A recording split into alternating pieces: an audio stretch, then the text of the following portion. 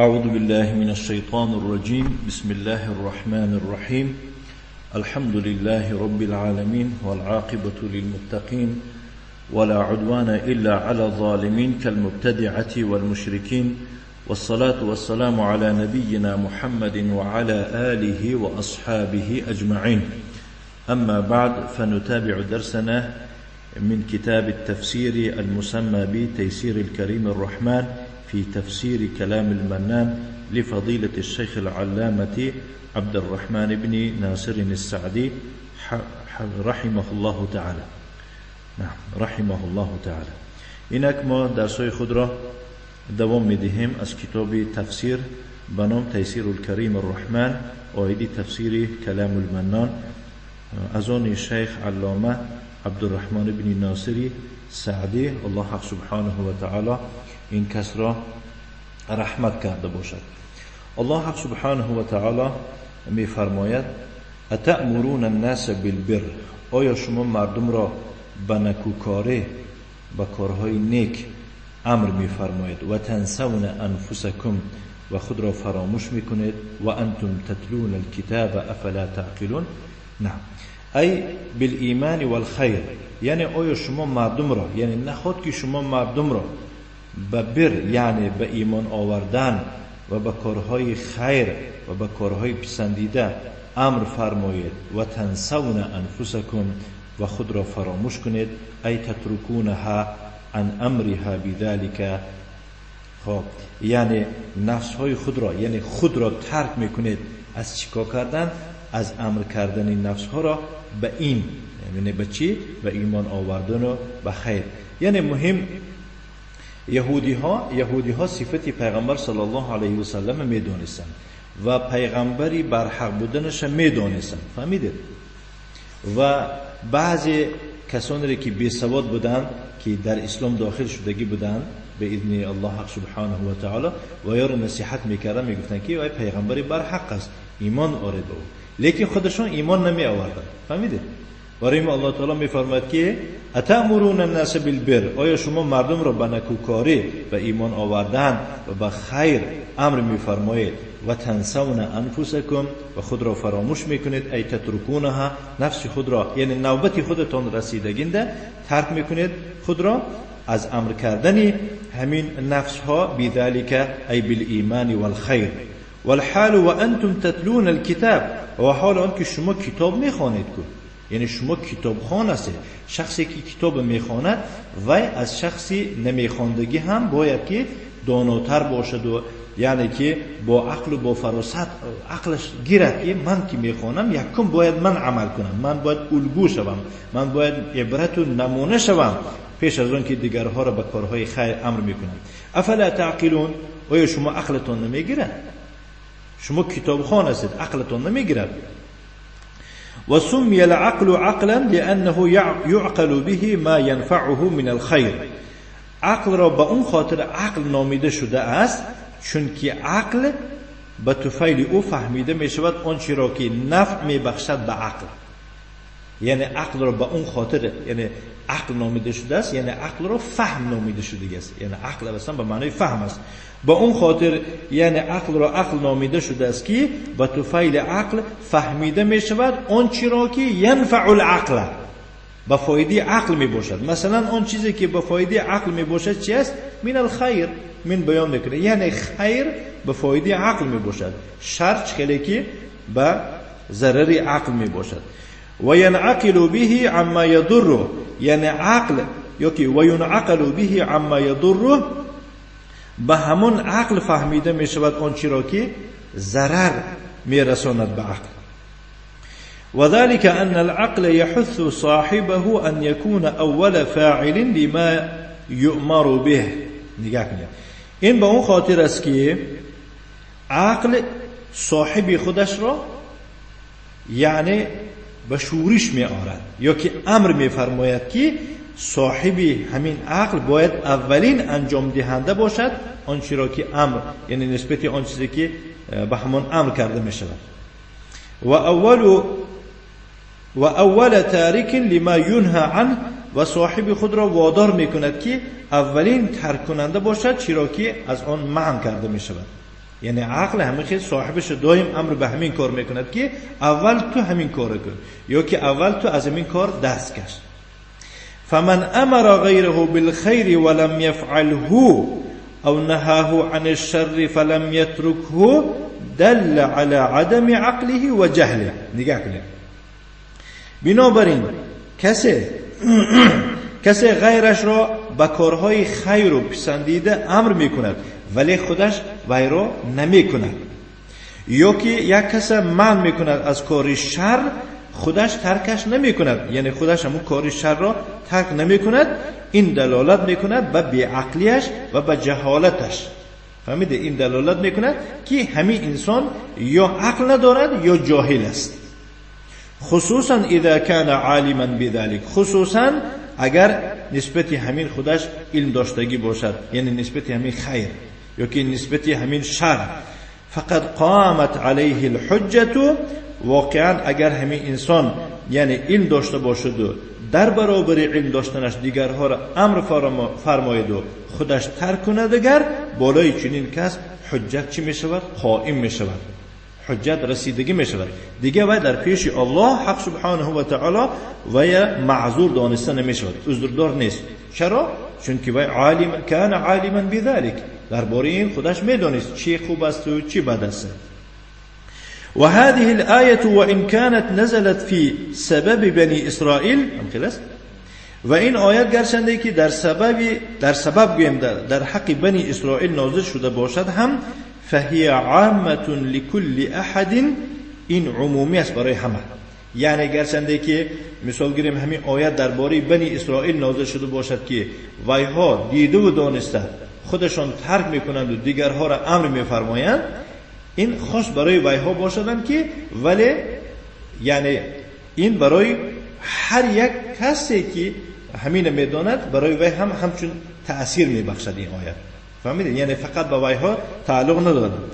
لقوله تعالی، بنابر قول الله سبحانه و تعالی، شیخ دیگر دلیل میآورد که یعنی چنین کار برای همه تعلق دارد. یا ایها الذین آمنوا لم تقولون ما لا تفعلون، ای کسانی که ایمان آوردید، بنی اسرائیل هم ایمان آوردگی است، هم خیلی است و مؤمن ها هم هستند. ای کسانی که ایمان آوردید، لم تقولون ما لا تفعلون، چرا میگویید آنچه را که خود نمیکنید؟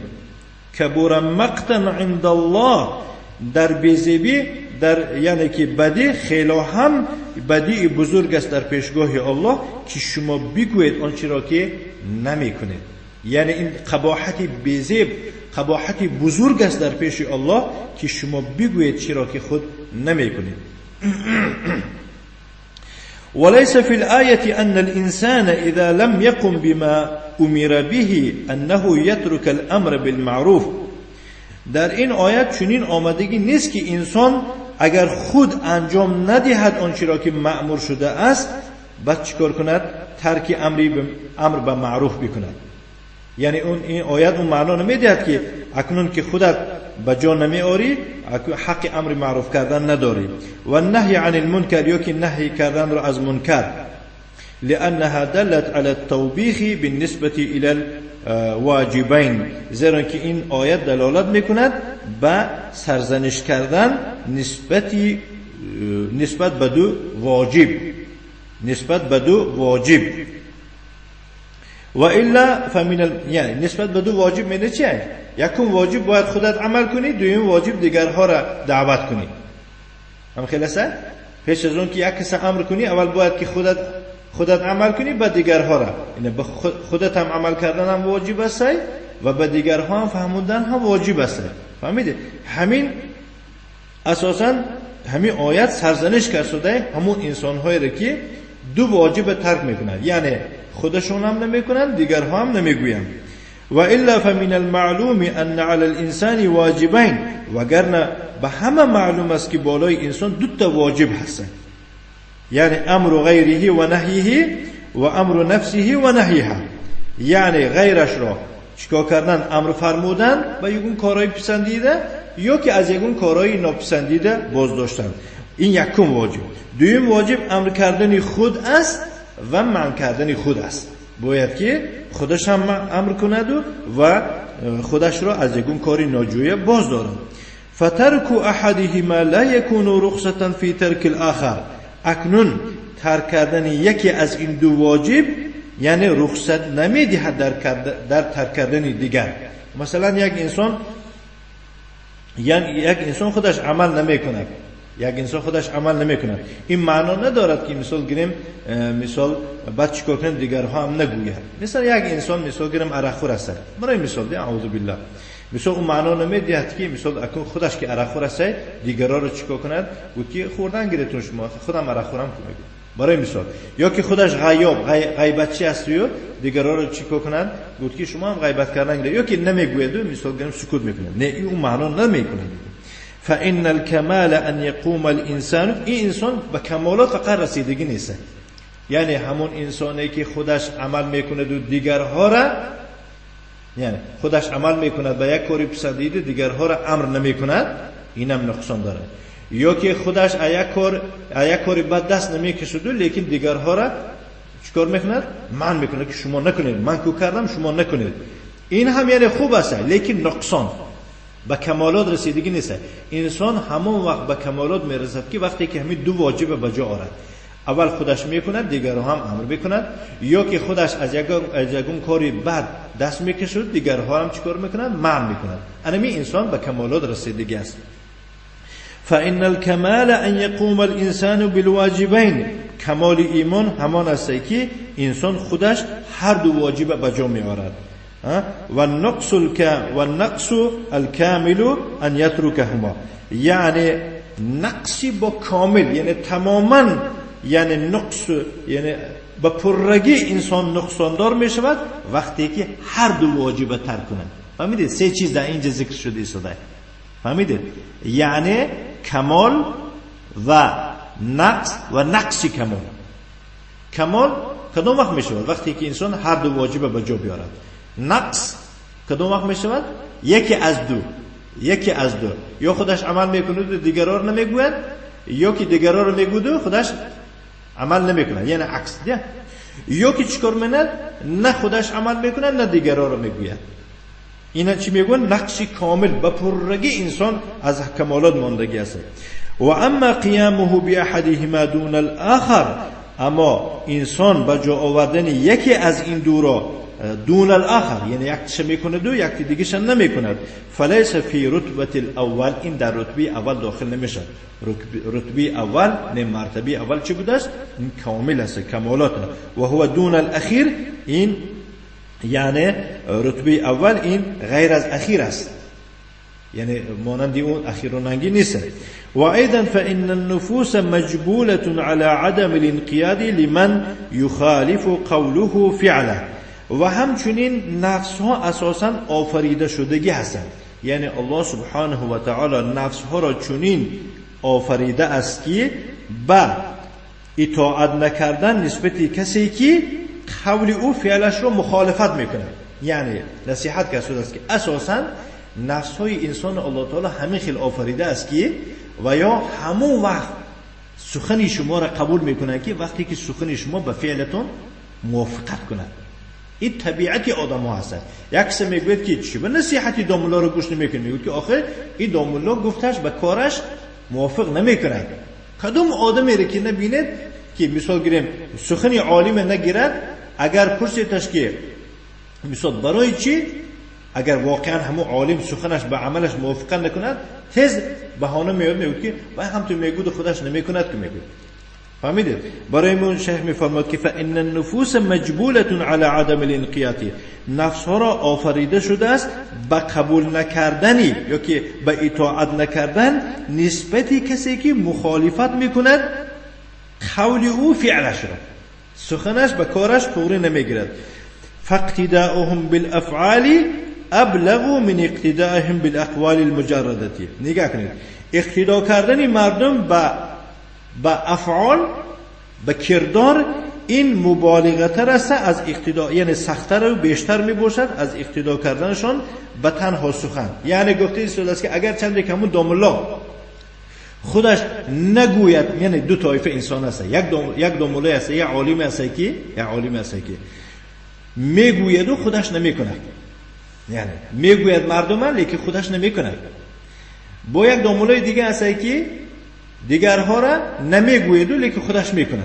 کدامش تاثیرش بلندتر است؟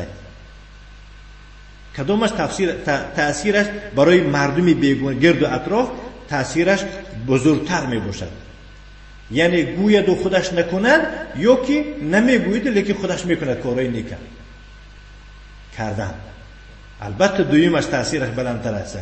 چونکی وای مثال گیریم یک آدمی که هست که مثلا نمیگوید دیگرها را لیکن خودش میکند. دیگرها تیز اول چیکار میکنند؟ عبرت میگیرند که خودش گرچه نگوید مورم که خودش کسود است.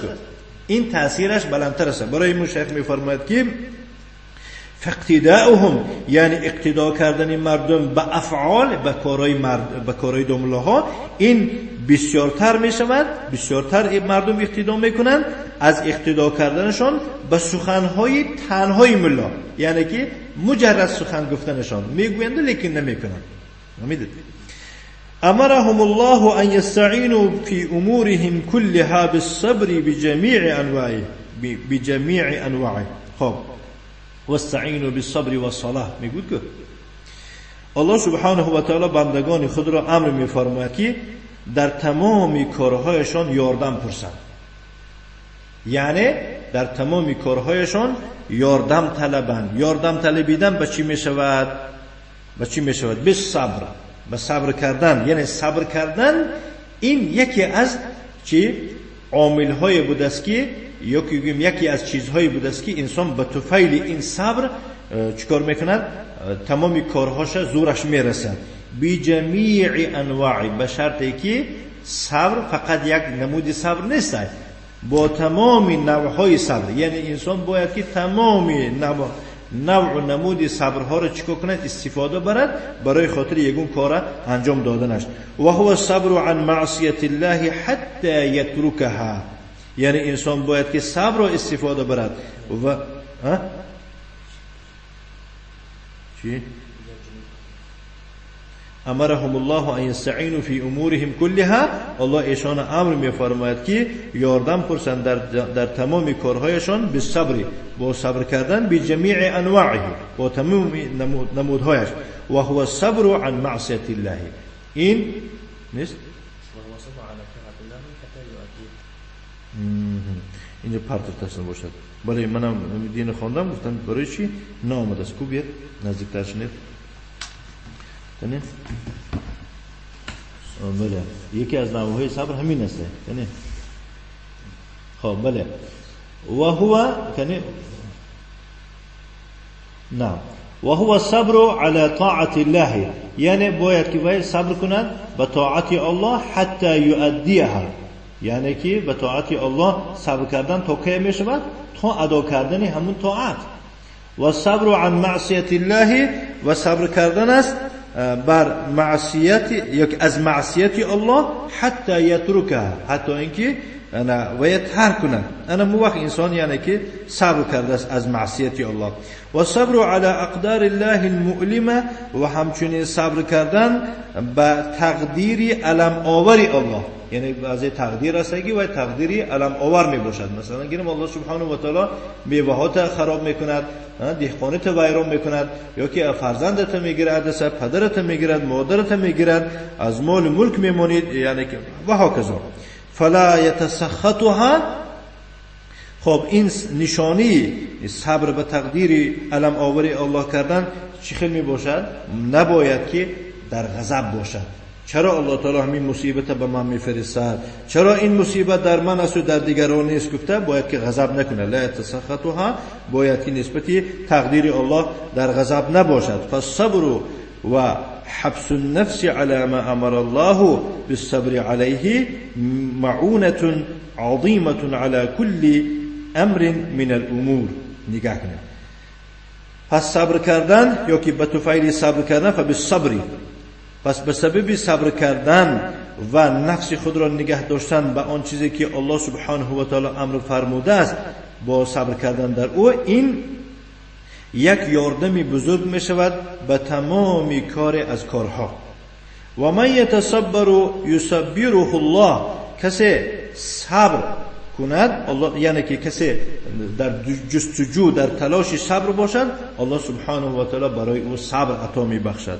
و كذلك الصلاه، و همچنین نماز التي هي میزان الایمان، نمازی که وی ترازوی ایمان میباشد. یعنی باید که شما چخیلی که در تمام امورتان یاردم میپرسید با صبر، همچنین به نماز هم باید که یاردم پرسید. حتی در دیگه نمیدونم شیخ ذکر میکنه دیانه پیغمبر صلی الله علیه و آله و سلم وقتی که یگون کاری مهم میافتید حزبه امر بادر الى الصلاه، گفته حدیثه تیز به نماز شتاب میکرد. یگون کاری پرابلمش میافتید، یگون غم در غم میافتید، چیکار میکرد؟ به نماز شتاب میکرد که این برای خاطر رهایی از این مشکلی نماز یک یاردم میشود، نماز یک آرامی میشود، یک خاطر جمعی میشود. که و تنها عن الفحشاء والمنکر، نماز است که نمازی واقعی از کارهای فاحشه، از کارهای منکر و ناجویه باز می‌دارد. که یستعان بها علی کل امر من الامور، یعنی با نماز، با طفیل نماز یاردم پرسیده میشود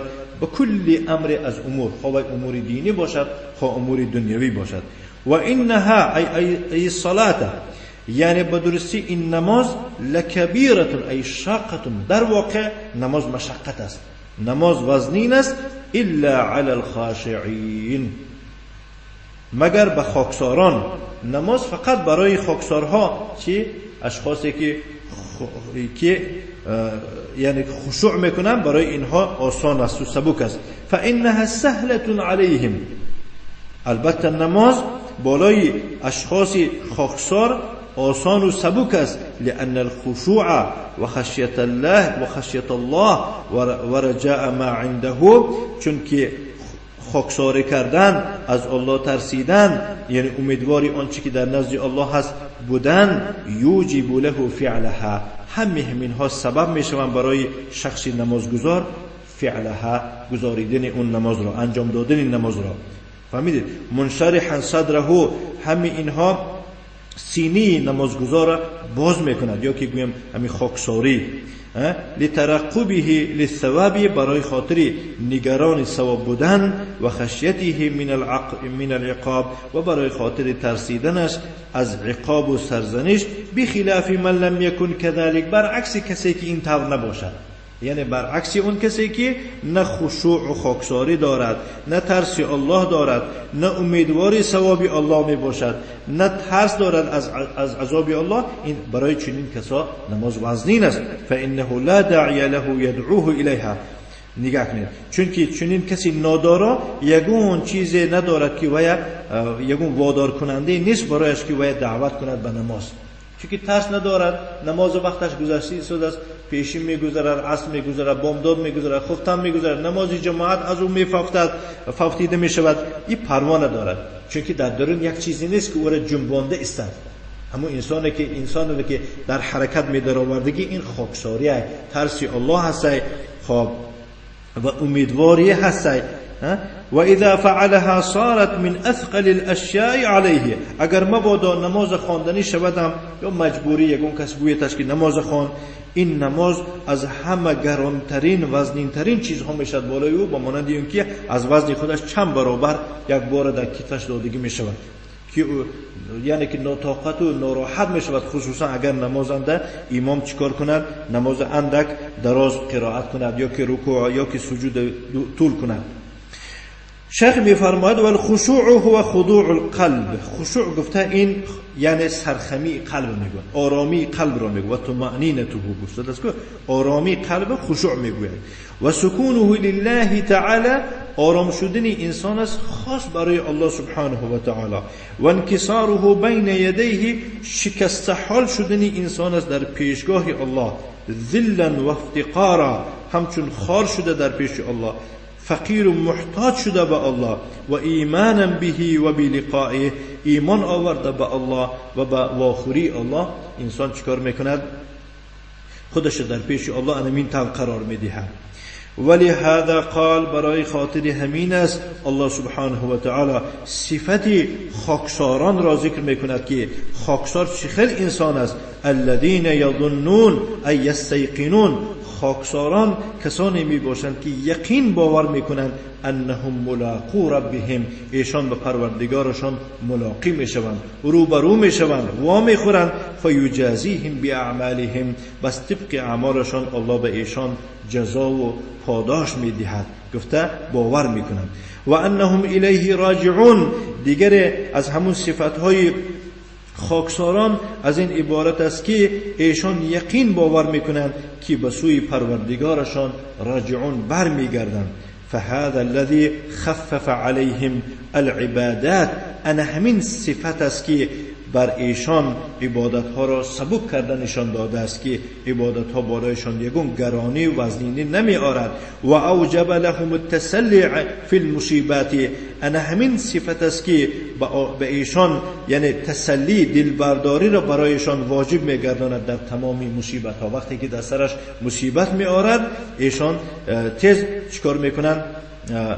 باوری کامل دارن که ایشان به پروردگارشون ملاقات میشوند، میدونن که الله تعالی به ایشان عمل در طبق اعمالشون پاداششون میتند. بنابراین در مصیبت برای اینها تسلی است، دلبرداری است. تسلی گفته دلبرداری رو میگویند.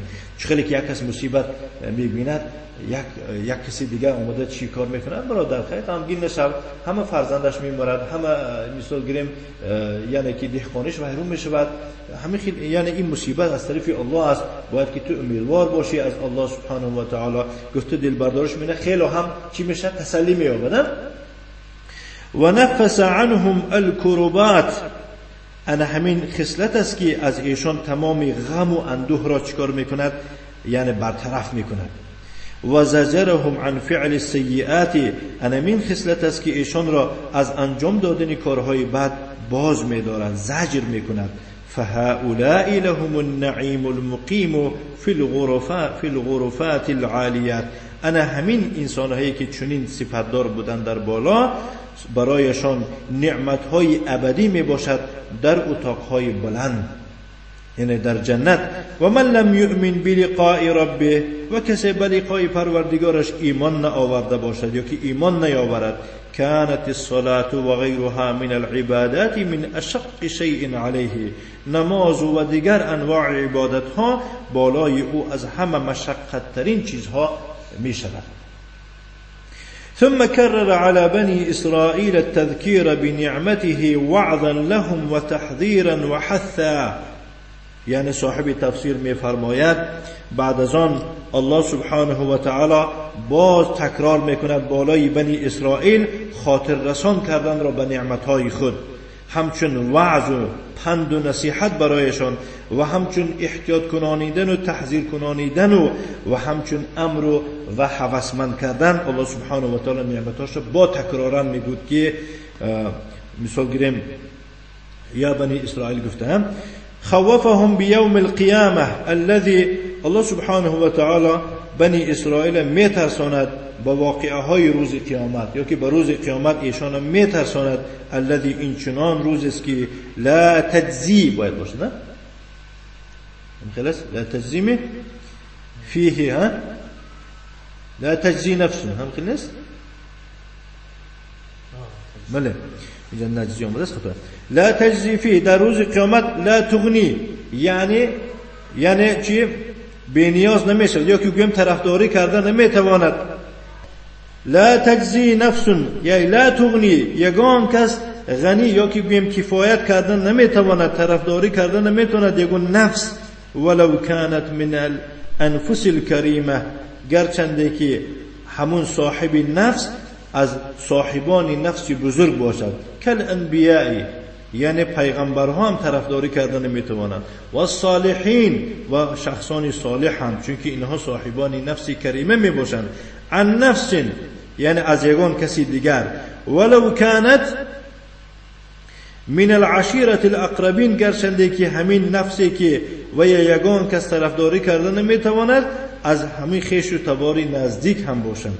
شیئا ذره، لا کبیرا ولا صغیرا، نه یگان مایده را از اونها طرفداری کرده میتواند نه یگان کلان را. و انما ينفع الانسان عمله الذي قدمه، و فقط به انسان نفع و فایده میرساندگی چی است؟ عملی اوست، همان عملی که در زندگانی دنیا تقدیم کرده است برای آخرتش. انا همین فقط به انسان فایده میبخشد و خلاص. ولا يقبل منها ای النفس، یعنی از یگان کس قبول کردن نمی شود شفاعت، یگان طرفداری شفاعت را به فایده کسی دیگر بدون اذن الله، به اجازه الله و رضاه و به رضای الله، نسبت المشفوع له، نسبت همون کسی که وی شفاعت کردن میخواهند. ولا يرضى من العمل، و الله سبحانه و تعالی یگان عملا در راضی نمی شود الا ما اريد به وجهه، مگر همان عملا در راضی می شود که در وقت انجام دادن اون عمل فقط روی الله را اراده کرده شده باشد، یعنی که خالص باشد و شرک آلود نباشد، بدعت آلود نباشد.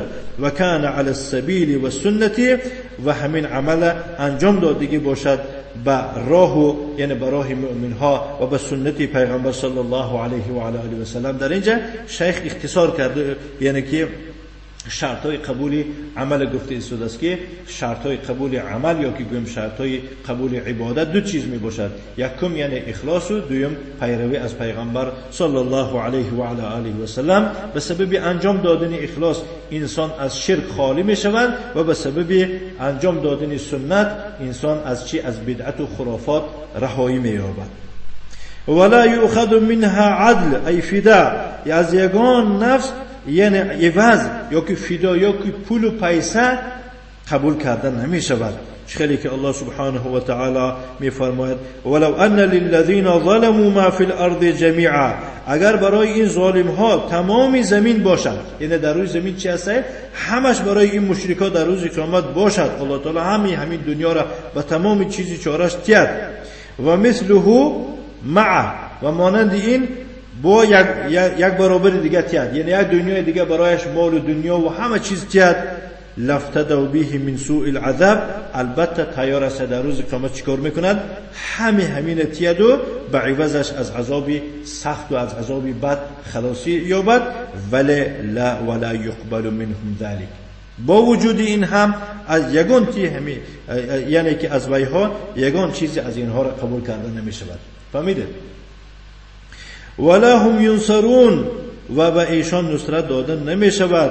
ای لا یدفع عنهم المکروه، از ایشان یگون چیزی ناخوشی را، چیزی که مثال انسان ناخوش میگردن در روز قیامت دفع کردن نمی شود.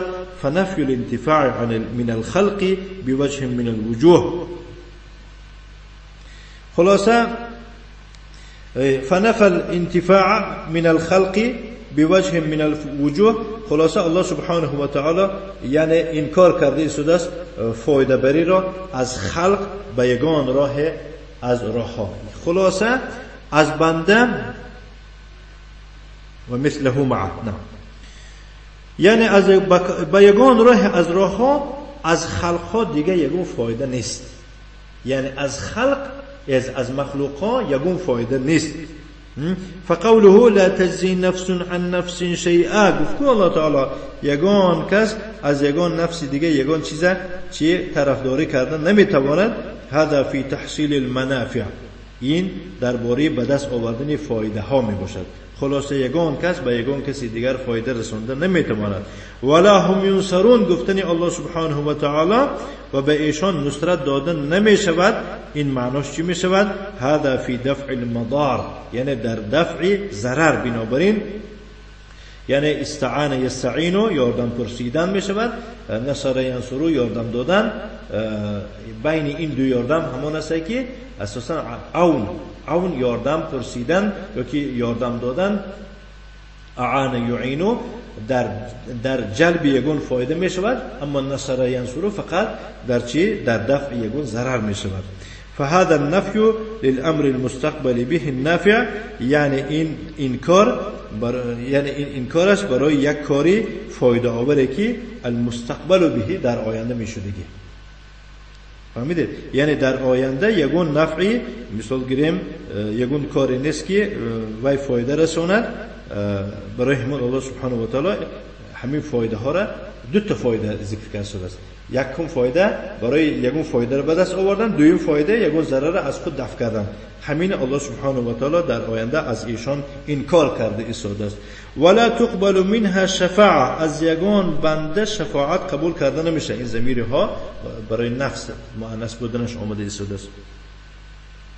از یگان بنده یا که از یگان نفس شفاعتی را قبول کردن نمی شود. ولا یؤخذ منها عدل، و فدیه هم یعنی پول گرفتن نمی شود از یگان نفس. هذا نفی للنفع الذي يطلب ممن يملكه بعوض كالعدل او غیره كالشفاعه او بغیره كالشفاعه.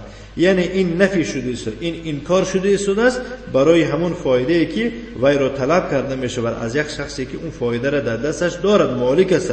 مثلا با عوض کردن مانند کالعدل، یعنی با مانند عوض کردن یک کس یک چیز دارد و همون چیز داده جونش خلاص کردن نمیتونه، دارد و داده جونش خلاص کردن نمیتونه. یا که با عوض غیر، یعنی که با دیگه کسها دارد، پدر دارد، مادر دارد، طرفدار دارد، مانند شفاعت کردن، از همین هم محروم می شود.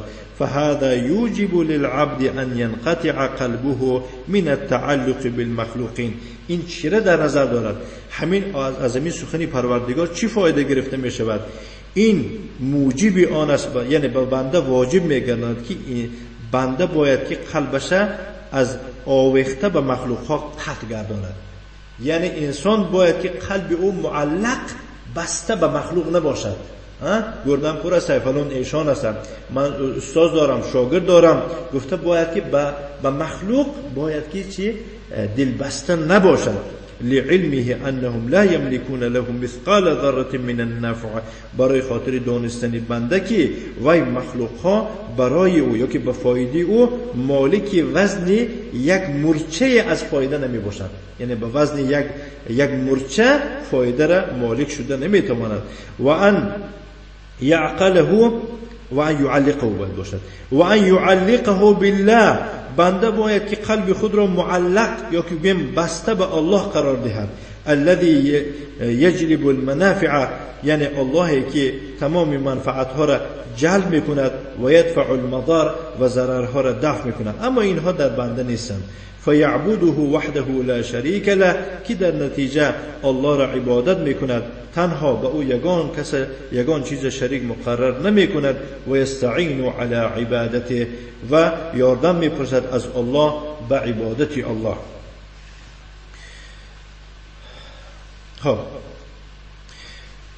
در آیت 49 صاحب تفسیر میفرماید هذا شروع فی تعداد نعمه علی بنی اسرائیل علی وجه التفصیل.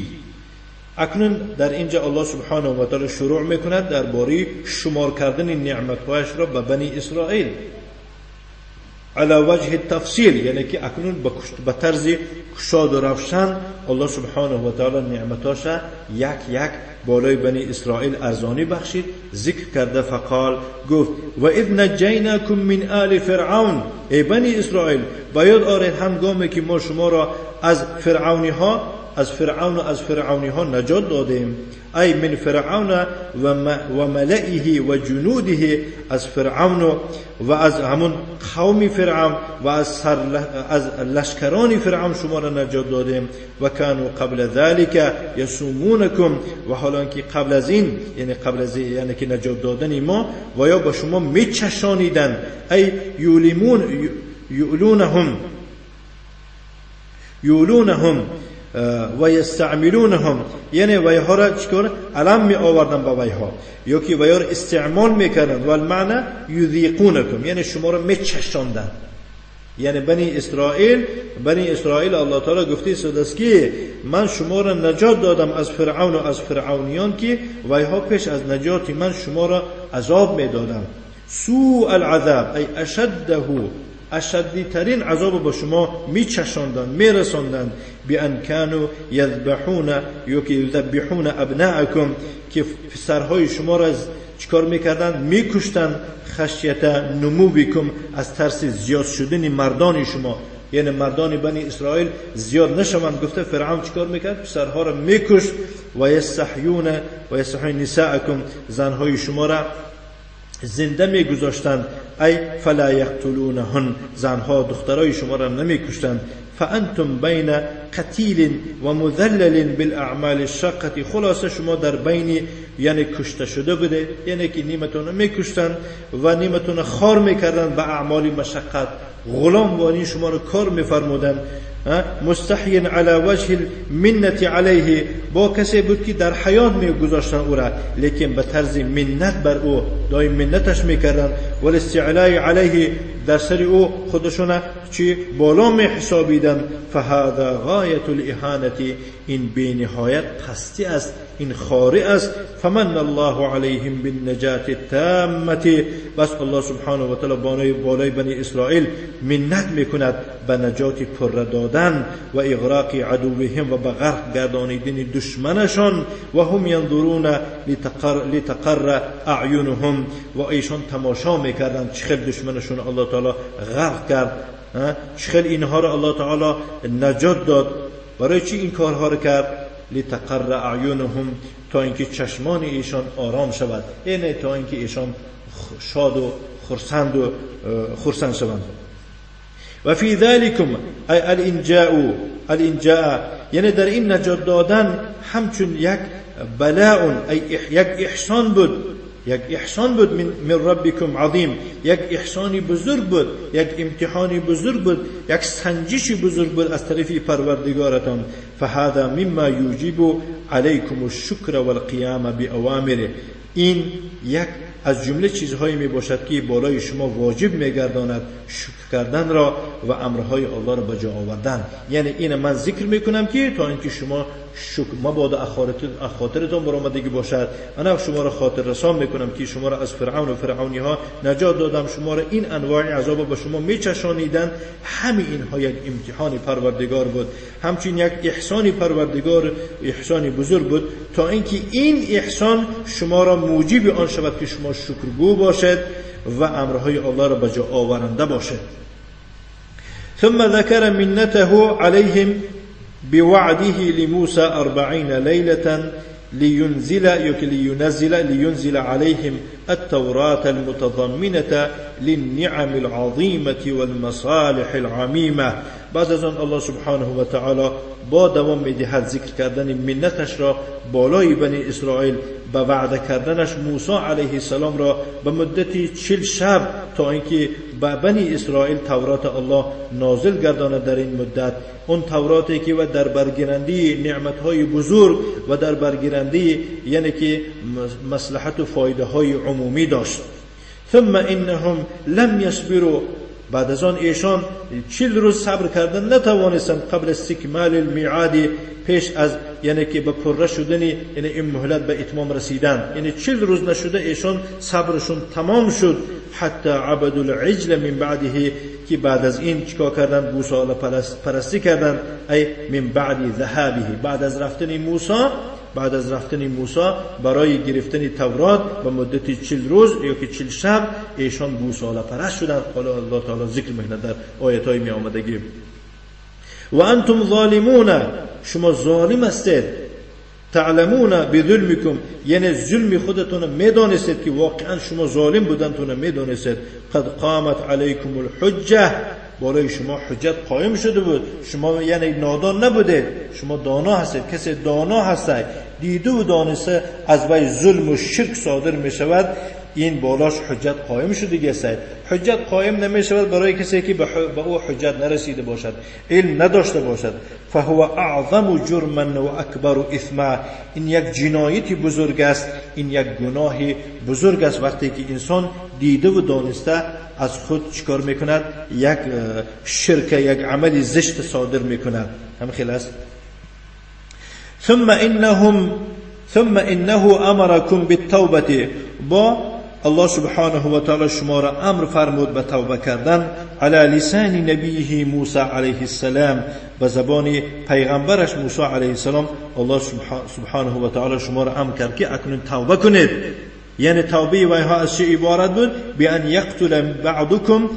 یقتل بعضکم بعضا، یعنی پاره شما پاره دیگر را باید که به قتل رساند. توبهشون این طور بود. فعفى الله عنكم. بس در نتیجه الله سبحانه و تعالی یعنی اگر دیگرشون کشتن، همون یعنی که همون معصیت کردگار کشتن. بس الله سبحانه و تعالی از شما گذشت کرد بسبب ذلك، بسبب این گفتی الله را به جا آوردنتان، لعلکم تشکرون الله، تا اینکه شما الله را شکر و سپاسگزاری کنید. گفته الله با توبه شما را پذیرفت. و اذ قلتم یا موسی لن نؤمن لك حتى نرى الله جهرا. و بیاد آرید، باز ذکر میکند، بیاد آرید هنگامی که شما به موسی گفتید ای موسی ما به تو باور نمیکنیم تا الله را آشکارا نبینیم. فهمیدید؟ یعنی تا الله را به چشم ما نبینیم باور نمیکنیم گفتن به تو. و هذا غایت الجرأة علی الله، این یک جرأتی خیلی هم کنان است بالای الله و بالای پیغمبری الله. فاخذتكم الصاعقه، بس شما را یعنی به همین سخنتان صاعقه فرا گرفت، یعنی اما بالموت یا به مرگ، یعنی شما را میران، او الغشیه العظیمه، یا که بیهوشی بزرگ، یا که الله تعالی به سبب این گپ زدنتان یک نعره را فرستاد که در این نعره شما مردید یا که شما را بیهوش گردانید. و انتم تنظرون وقوع ذلك، و شما تماشا میکردید واقع شدن این کار را، چخیل نعره آمده نشه، چخیل یعنی از طرف الله این بلا آمده نشه، شما تماشا میکردید. کل ينظر الى صاحبه، هر یک کس به دوستی خودش یعنی به شریک خودش نگاه میکرد، چخیل آهوش رفته است یا که چخیل مرده ایستاده است تا نوبتی مرگ به این رسیدنه، یا دیگرتون میدیدید. ثم بعثناكم، با شما را زنده کردیم، من بعد موتکم، بعد از مردنتان، لعلکم تشکرون الله، میشه بازم تا شما الله را شکر و سپاسگزاری کنید که با شما را زنده کرد و به این معصیت نبردون. ثم ذكر نعمته عليه في التيه والبرية الخالية من الضلال وسعة الأرزاق فقال، بعد از آن الله سبحانه و تعالی ذکر میکنن نعمتش را علیه، یعنی با که با موسی یا که گویم علیه علیهم، همین رو با یادم رسوند که ما اصلاح کنم خطا است، علیهم باید باشد. یعنی با بنی اسرائیل چه خیلی نعمتش ارزانی بخشید، ذکر میکنه در تیه گفتگی جا و در نوم جا هستیم تیه، و در یک بیابانی که بریه، یک بیابانی که خالی بود از چی؟ از سایه، یکون درختی نبود که ایشان در زیر سایه او دم گیرند. و سعت رزق، برزق فراوان الله سبحانه و تعالی ایشان نعمت بخشید. فقال گفت و ظللنا علیکم الغمام، بیاد آرید که ما بر زبری شما یعنی بر تار سر شما ابر سایبان کردیم. و انزلنا علیکم المن، و من گفتگی نعمت بالای شما این خوراک است نازل کردیم. و هو اسم جامع لكل رزق یحصل بلا تعب، یعنی اساسا من یک نام است که در بر میگیره تمام رزق را که به یگون مشقت وای را به دست آورده میشه. یگون دهقانی در کار نیست، یگون سلیتره اما فوس در کار نیست. فهمیده؟ این یک نعمت، یک خوراکی بوده است که به یگون دهقانی و به کلند و کتمن چه وای به دست آورده میشود. میخندیده؟ و منه الزنجبیل والکمأة والخبز و غیر ذلك، و از جمله مثلا خواه زنجبیل باشد، خواه مثلا گیرم کمأه، کمه گفته وی میگون همون این هم زنجبیلش میگم به فکرم انا چنبیچ تندور میشود میبرد چی میگون؟ تندور و باران میشود در چولا میبرد چیش؟ زنبورو قش میگه؟ زنبورو و کمعه همین میگون. و خبز، نان و غیر از اینها. و سلوا اینم یکی از نومی خوراک است. طائر صغیر میگوید که یک پرنده خرد است که یقال له السمانی، اینو سمانیش نام میگویند، این پرنده خرد. طيب اللحم، یعنی گوشتش پاکیزه. فکان ینزل علیهم من المن والسلوى ما یکفیهم و یقیتهم و یقیتهم، از کلمه قوت قات یقیت. خب خلاصه بالای سری اونها از همون من و از سلوا نازل میشد، میریخت، فهمیده؟ از بالا میریخت، میفرامد اون مقداری که به اونها کفایت میکرد و چه قوت میبرد اونها را، یعنی که قوتشان میشد، شکمشان سیر میشد. کلوا من طیبات ما رزقناکم، گفتم بخورید از چیزهای پاکیزه که ما به شما روزی بخشیدیم. ای رزقا لا يحصل نظیره لاهل المدن المترفهین، یعنی بخورید از این روزی که وی را به دست آورده نمی شود همانند این را، یعنی این نعمت یافتن نمی شود. این نعمت نیست حتی برای اهل اون یا که ساکنانی، کسانی که زندگی میکنند در شهرها، یعنی در شهرها زندگی میکردگی کسا اینو به دست آوردن نمیتونن که ایشان المترفیهین با حشمت با دبدبه زندگی میکردگی انسان ها در شهرها این نعمت همانندش به دست آوردن نمیتوانند. شما در صحرا ایستاده این نعمت چرا یعنی که نمیخورید؟ فلم یشکروا هذه النعمه، با وجود این نعمت شکر و سپاسگزاری نکردند. و استمروا علی قساوت القلوب، با دوام دادن به سختگیری و کثرت ذنوب و به بسیار انجام دادن کارهای گناه و معصیت. خلاصه با همون سختگیریشون سختگیر ماندن و باز هم گناهشون دوام دادن. و ما ظلمونا یعنی بتلك الافعال المخالفه لاوامرنا، اینها ما را ظلم نکردن. اگر نگاه کنید، اگر انالیز کرده برید، اینها ما را الله تعالی میفرماید که در حق ما یگون ظلم کردنی نیست، اینها ما را ظلم نکردن، یعنی به سبب این افعال زشت، افعال مخالفی امر ما کردن، نه اینا ما را ظلم نکردن. لان الله لا تضره معصیت العاصین، چونکه الله را ضرر نمیرساند معصیت کننده. یگون کس گناه کند دیگر ضررش به الله نمیرسد. کما لا تنفعه طاعات الطائعین، چخیلی که به الله فایده نمیرسد که از اطاعت کننده ها. همچنین یعنی اینها کی ظلم کردن؟ خودشون ظلم کردن. ظلمشان یعنی علیه خودشان است. ولکن كانوا انفسهم یظلمون، ولی ایشان خودشان را ظلم کردند. که فیعود ضرره علیهم، که در نتیجه ضرر این ظلم به خودشان برمیگردد نه به غیرشان. و هذا ایضا من نعمته علیهم، در آیه 58 میفرماید که این نیز از نعمت الله است بالای ایشان ارزانی. بعد معصیتهم ایاه، بعد از چه معصیت کردنشان الله را. فامرهم بدخول قريه تكون لهم عزا ووطنا ومسكنا، الله سبحانه و تعالی ایشان امر فرمود که باید به یک دهه از دهه ها داخل شوند، یک شهر بروند. فهمیدید؟ یک شهر بروند که این دهه برایشان همچون عزیزی می شود، یعنی سربلندی می شود، و وطن و کشور و جای استقامت برایشان شود که و یحصل لهم فیها الرزق الرغد، در اونجا برایشان یک رزق فراوان می شود. فهمیدید؟ گوارا می شود. و ان یکون دخولهم علی وجه خاضعین لله، باید که به یک طرز داخل شوند که همچون خاکساریشون نشون دهند برای الله. فیه بالفعل، فعلا یعنی که عملا، و هو دخول الباب، یعنی فعلا باید که چی فیه مثال گیریم خاضعین لله، فیه یعنی در آمدن باید که با فعل، یعنی فعلا باید که خاکساریشون برای الله نشون دهند در آمدن این شهر یا که این دهه.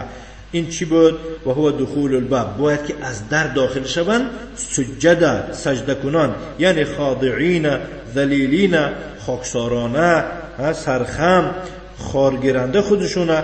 و به قول هم باید که اینها انجام دهند. و هو ان یقولوا حته، باید در وقت تعظیم دادن و برآمدن باید کلمه حته را بگویند. ای ان یحط عنهم خطایاهم بسؤالهم ایاه مغفرته، باید که الله تعالی از ایشان خطاگیهاشون گذرد. گفته حته همین معنا میدهد به سبب سوال کردنشان از الله مغفرت کردنش را. باید که در وقتی در آمدن از الله سوال کنند که ای الله گناههای ما را مغفرت بکن، گویند که در نتیجه حته را به دست بیارند. حته یعنی که بخشش گناه، که در نتیجه یغفر لکم خطایاکم، اگر شما همین کار کنید، این عمل، این سخن به جا آورید، الله تعالی از خطاگیهای شما گذشت میکند. بسؤالکم، به سبب پرسیدنتان، المغفرت، مغفرت را. و سنزید المحسنین باعمالهم، ما به کسانی که احسانگر هستند، احسانکار هستند، با علاوه کرده میدهیم به سبب اعمالشان. یعنی جزاء عاجلا و آجلا، هم پاداشی میگو تیز میدهیم و هم یعنی آینده میدهیم، یعنی هم در این دنیا پاداششون میدهیم، جزاشون میدهیم، ثوابشون میدهیم، و آجلا و هم در آینده یعنی در قیامت. فبدل الذين ظلموا منهم، از اونها همون ظالم ها چیکار کردن؟ سخن عوض کردن. یعنی نه فقط سخن، یعنی همین گفتی الله را عکسش به جا آوردن. فهمیدید؟ با گفتی الله کار نکردن. ولم یقل، الله سبحانه و تعالی در اینجا یعنی نگفت که فبدلوا، نگفت چون که فبدلوا میشد چی؟ همه عوض کرده میشد. لانهم لم یکونوا كلهم بدلوا قولا، چون که اینا سخن همشون یعنی که عوض نکردن، همون فقط ظالم ها. برای ما الله تعالی گفته ایستاده است که فبدل الذين ظلموا، فقط از درشون همون ظالم هایشون سخن آلیش کرد، عوض کرد، نادرست به جا آورد. معلوم میشه است که نه همه بنی اسرائیل این معصیت کردند. یعنی سخن را عوض کردن ظالم ها، غیر الذی قیل لهم، با یک سخن عوض کردن که برای ویها گفته نشد، یا که یک سخن را گرفتن که و غیر اون سخنی بود که قیل لهم برایشون گفته شده بود. فقالوا بدل حته، بجای حته گفتن که حبتون فی حنطه، یعنی دانه پرسیدن در مورد گندم، یعنی دانه گندم پرسیدن. فهمیدید؟ استهانتا بامر الله، فرمان الله را تحقیر کردن، نظر ناگیری کرده به فرمان الله، امین طور کردن. و استهزاء، مسخره و ازمه کردن. نغفر لكم انتم قلتم یغفر لكم، نه اینجا یغفر لكم امدسکو خیلی شما من آگاه نکرده اینجا ما آیت یغفر لكم خطاياكم نه، اینجا نغفر بدسکو ما آیت خطا خوندم. اینجا نغفر لكم خطاياكم، امید برای من کلام در کرد که آگاه کرده ستون که بعضی آیات رو نادرست تاب کرده. نغفر لكم یعنی همین کارو گویا دیگر ما با ویای شما را در درس ناز که بدی قشنید که من بعضی جورا مثل گریم صحبان خطا کردن ممکن. فقالوا بدل حته حبه فی حنطه، یعنی دانه پرسیدن در چی؟ در همون گندم، در مورد گندم، یعنی دانه گندم پرسیدن. استهانتا بامر الله، یعنی امر الله را چی؟ ناپسندی کرده. و استهزاء، مسخره کرده. همین طور گفتن. و اذا بدلوا القول مع خفته فتبديلهم للفعل من باب اولى و احرى، وقتی که ایشان این ظالم ها که سخن را عوض کردن با وجودی سبک بودنش، فهمیدید؟ یعنی سخن که اینقدر آسان به حته باید گویم، بجای همین حته که یک کلمه سبک است، با وجودی سبک بودنش که ایشان سخن یعنی عوض کردن، بس ایشان فعل را عوض کردنشان از باب اولا لایق‌تر است. یعنی که استثمن اینا با چی؟ با فعلا که یعنی که کردن انجام دادن، این با وزین تر است که اینا با خصوصا کردگی نیستند. ولی هذا دخلوا يزحفون على ادبارهم، برای خاطر همین است که اینها به دوبرشان در آمدن، به عقب، یعنی که باید که یعنی خزیده به پشتشان در آمدن، یعنی مسخره کردن، مثال گیریم چیکار کردن؟ خیلی سخن عوض کردن، به دوبرشان در آمدن.